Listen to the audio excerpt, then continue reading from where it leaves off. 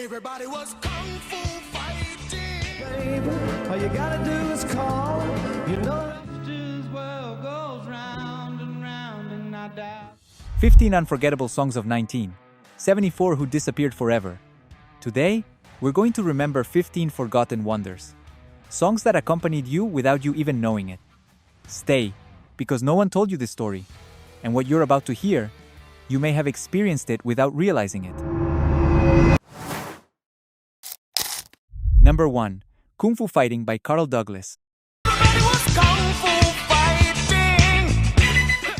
He started out as a discard, but ended up kicking down the door to worldwide success. We turn up the heat with one of the most unusual hits of the decade. Those kids were fast as lightning. Kung Fu Fighting, originally just a B-side, became a cultural phenomenon.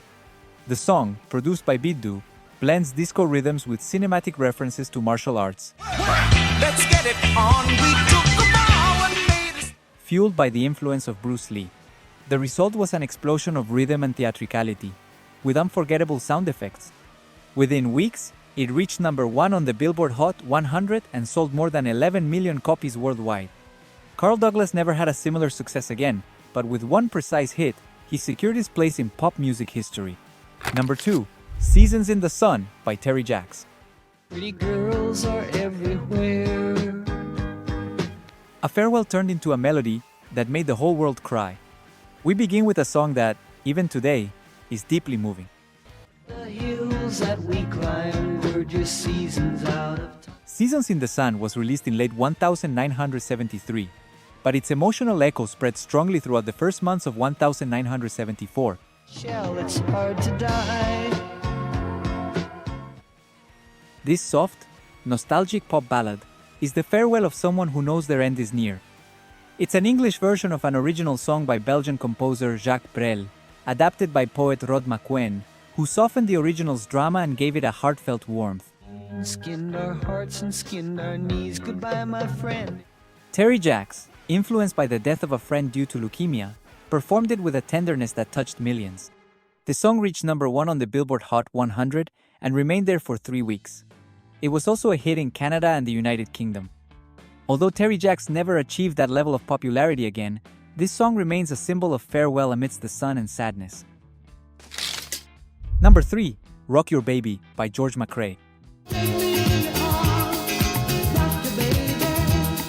It was just a studio test, until it changed the sound of the tracks forever.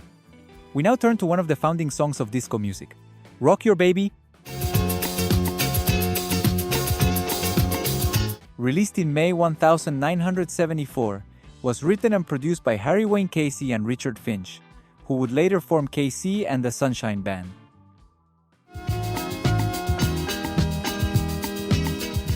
Originally just an instrumental track, George McCrae recorded his falsetto vocals over it, and a gem was born. The song reached number 1 in the United States, the United Kingdom, and other countries. Its hypnotic rhythm, smooth sound, and sensual aura of the performance marked the beginning of a new era.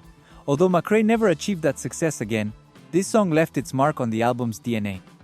If you've ever bobbed your head to a guitar solo like you're at Woodstock, then subscribe, because the best of rock isn't over yet. Number 4. Tubular Bells, theme from The Exorcist, the Mike Oldfield. It wasn't written to be terrifying, but it ended up haunting our dreams for decades. If any instrumental melody was capable of sending shivers down the spines of millions of listeners without uttering a single word, it's this one. Tubular Bells, composed almost entirely by a young Mike Oldfield, just 19 years old, was originally a track on the British musician's debut album. The song was conceived as a complex, multi-layered instrumental work blending styles such as progressive rock, classical music, and ambient sounds. However, everything changed when director William Friedkin decided to use it as the central theme for the horror film The Exorcist. The ethereal and tense piano introduction became one of the most terrifying and recognizable melodies in cinema. In 1974, an edited version was released as a single in the United States and reached number 7 on the Billboard Hot 100. This piece not only popularized Oldfield, but also introduced complex instrumental music into the mainstream. Although his career continued for many years, he never again experienced success on that scale outside of Europe. Still, his creation remains etched in history as an unforgettable soundtrack that accompanied one of the most disturbing films of all time. Number 5. Be Thankful for What You Got, de William DeVaughn. For what you got. An ode to gratitude from the back seat of an imaginary Cadillac. We pause now to reflect. Be Thankful for What You Got is much more than a song, it's a message for life. Diamond in the back, sunroof top. William DeVaughn, a public servant who wrote songs as a hobby, created this song under the original title, A Cadillac Don't Come Easy. You may not drive. Inspired by Curtis Mayfield's smooth, committed style, the song offers an ode to gratitude, highlighting that you don't need luxury to have courage. With its famous line, diamonds in the back, sunroof top, digging the scene with a gangster lean, the song became a classy urban anthem. Released in March 1974, it reached number 1 on the R, B chart and number 4 on the Billboard Hot 100. Although DeVaughn never charted again, his song was covered, sampled, and celebrated for decades. It remains, to this day, a musical reminder that the essentials are often already there. Number 6. Rock and Roll, Hoochie de Rick Derringer. An electric shock that raised dust and left a single indelible mark. We pick up the pace with a blast of pure rock and roll. Rock and Roll, Hoochie was written by Rick Derringer and originally recorded with Johnny Winter in 1970. Rock and roll, Hoochie. However, it was in his solo version, released in 1974, where he found massive success. With a distorted guitar, a vibrant rhythm, and a raw energy that runs through it all. This song peaked at number 23 on the Billboard Hot 100 and became an instant classic on classic rock stations. Although Derringer worked as a producer, musician, and collaborator for many years, this was his only major solo hit. However, it was enough to immortalize his name in rock culture. It's one of those songs that needs no context. Just listening to the opening riff is enough to get your adrenaline pumping and make you imagine an invisible electric guitar in your hands. Number 7. Smokin' in the Boys' Room, the Brownsville Station.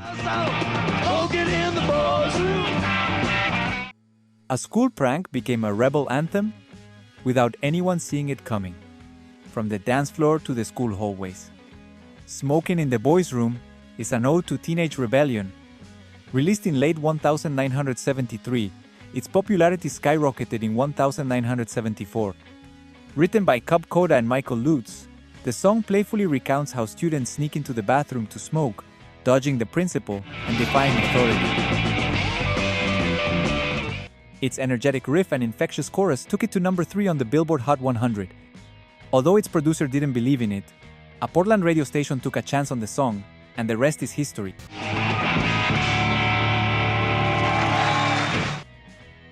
Decades later, Motley Crue would make their own version. Brownsville Station never reached that level again, but their student anthem remained immortalized. Did you also get into some mischief in high school with a song playing in the background? Tell us in the comments what song kept you company during those rebellious days. Number 8. I Can Help by Billy Swan. A simple song, written with a toy organ and a huge heart. There are songs that manage to enter the heart with just a few words. I Can Help by Billy Swan is one of them. It would sure do me good to do.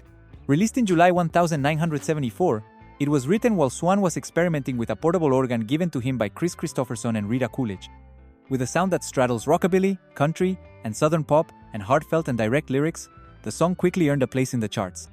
It reached number 1 on the Billboard Hot 100 and also topped the country music charts, a rarity. As a funny anecdote, during the recording, Swan's dog kept biting his pants, creating a relaxed and unforgettable atmosphere. Although it was his only major hit, that musical gesture of help will remain forever ingrained in his memory. If you got a problem, I don't care what it is. Do you remember listening to songs like this on your car radio or a wooden record player? If these kinds of memories make you smile, then this channel is for you. Subscribe to see more top stories like these. Let's continue. Number 9. Hang On In There Baby by by Johnny Bristol. A whisper in the ear that embraced millions with its warmth. We enter the realm of the warmest and most comforting soul. Johnny Bristol, after years as a composer and producer at Motown, made his solo debut with this gem in 1974.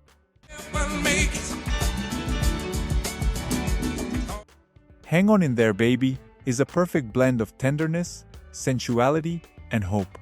It's a loving plea to not give up, to hold on to what's worthwhile. His intimate and heartfelt performance took him to number 8 on the Billboard Hot 100 and number 2 on the R&B chart. It also had an impact in the United Kingdom, reaching number 31. Bristol didn't repeat the same level of success, but this song became a soul classic of the decade. A musical embrace that, to this day, offers comfort to those who need to keep believing. Number 10. Please Come to Boston by Dave Loggins. An invitation to love that always received the same response. Now we turn down the volume to hear a story of love, distance, and desire. Dave Loggins wrote this ballad about a man who travels through different cities: Boston, Denver, Los Angeles, inviting the woman he loves to join him. However, she repeatedly replies, "Come home." The song, released in April 1974, peaked at number 5 on the Billboard Hot 100 and topped the soft music chart. Loggins' voice, laden with melancholy, and the minimalist guitar and piano accompaniment create an intimate atmosphere. Although he never had another hit of such magnitude, his work remained a symbol of that dilemma between nomadic dreams and the roots of the heart. Number 11. Rock On by David Essex. Prettiest girl I ever seen. See her shake. A ghostly voice, a haunting bass, and a tribute to lost youth. We continue with a captivating and mysterious theme. Rock On was released in August 1973, but became a solid hit in 1974. Written and performed by David Essex, it's a tribute to the spirit of 50s rock and roll, with nods to James Dean and songs like Blue Suede Shoes.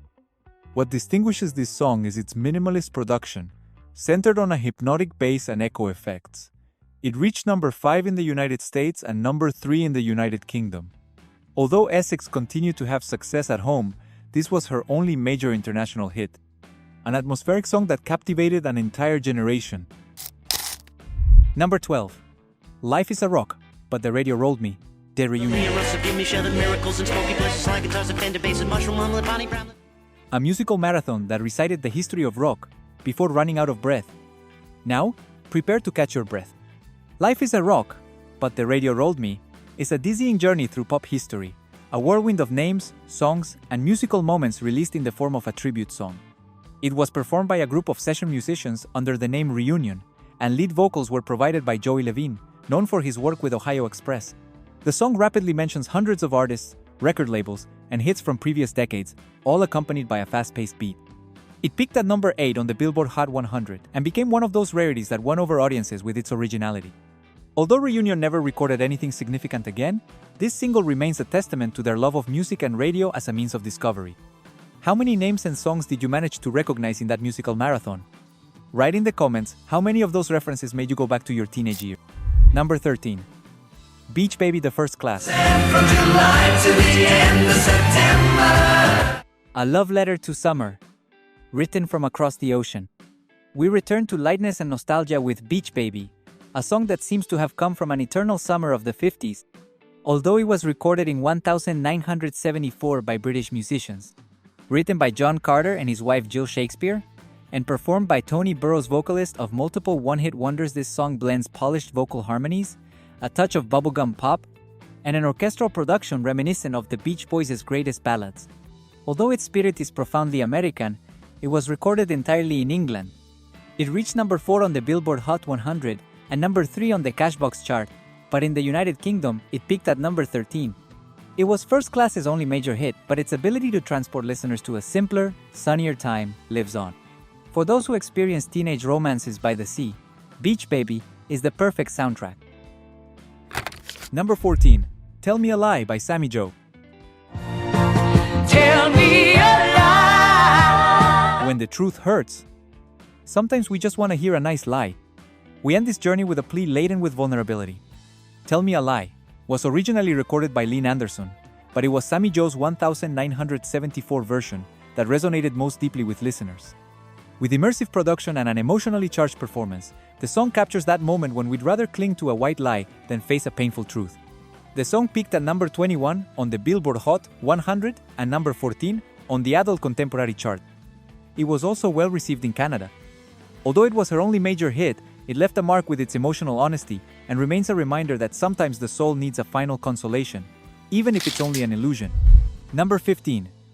The Lord's Prayer by Sister Janet Mead. An eternal prayer, reinvented with guitars and faith. The sacred can also sound in a pop key. In 1974, Sister Janet Mead, an Australian nun with a modern spirit, shocked the world by turning the Lord's Prayer into a song with a contemporary rhythm. Produced by Martin Ehrman and scored by Arnold Strauss, his version featured drums, electric guitars, and a serene but determined voice. Her performance was a global phenomenon. It reached number 4 on the Billboard Hot 100, number 2 on the Adult Contemporary chart, and sold nearly 3 million copies worldwide. She was the first nun to have such a hit since The Singing Nun in 1963. Although Sister Janet didn't seek fame, she proved that spirituality can also find its place in the music charts. And so, we conclude this journey through 15 hidden gems from the year 1974.